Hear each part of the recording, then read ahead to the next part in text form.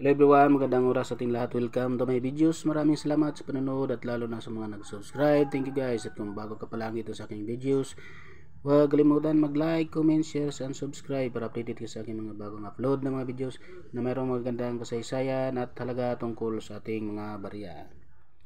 Ito yung 5 cents guys ni Jefferson, Thomas Jefferson. Itawag na Jefferson Nickel second portrait. So titingnan natin guys ang kanyang features at ang kanyang value, kung magkano nang bintahan ito sa ating mga online selling sa Carousel at saka sa Lazada at saka sa eBay. So ito yung features niya guys. Year United States, period Federal Republic 1776 ang kanyang date. Type standard circulation coin, year 2006 hanggang 2004. Value 5 cent. Sa Pilipinas guys, 2 piso at 80 centavos. Currency dollar, 1785 ang date. Composition, copper nickel, 75% copper, 25% ang nickel. May timbang siya na 5 grams, ang diameter is 21.21 mm. Thickness 1.95 mm. Ang shape is round. Technique is mild. Orientation, queen alignment. Number A, number 50. Reference number KM number 381. Shoe number 381. At ito yung kanyang obverse guys. Ang the portrait of Thomas Jefferson, the third president of the United States from 1801 to 1809. According to the first Rembrandt Field Life of Study of Jefferson done in 1800, facing the viewer, accompanied with the word liberty, presented Jefferson's handwriting surrounded with the motto "In God We Trust."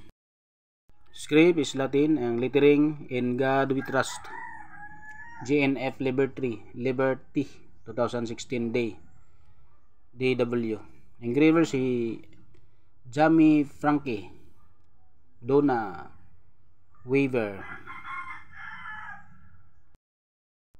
At ito yun ang kanyang reverse guys, representation of Monticello, President Thomas Jefferson, Virginia name, accompanied with the legend Monticello and surrounded with the face value and full motto E Pluribus Unum. And the lettering United States of America. Script is Latin, lettering A Pluribus Unum F is Monticello 5 cents, United States of America. Translation out of many. 1. Engraver Felix Slug. Age plain mint, Denver mint, United States Mint of Denver 1906 ang date. US Statement P Philadelphia 1792 ang kanyang date. At US Mint San Francisco 1854 ang date.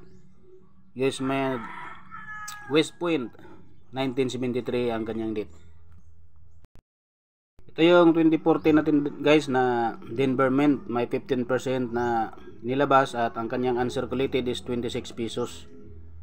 Ang kanyang Philadelphia is 16% at uncirculated is 27 pesos. Sa San Francisco, ang proof 2.0%, uncirculated is 120 pesos.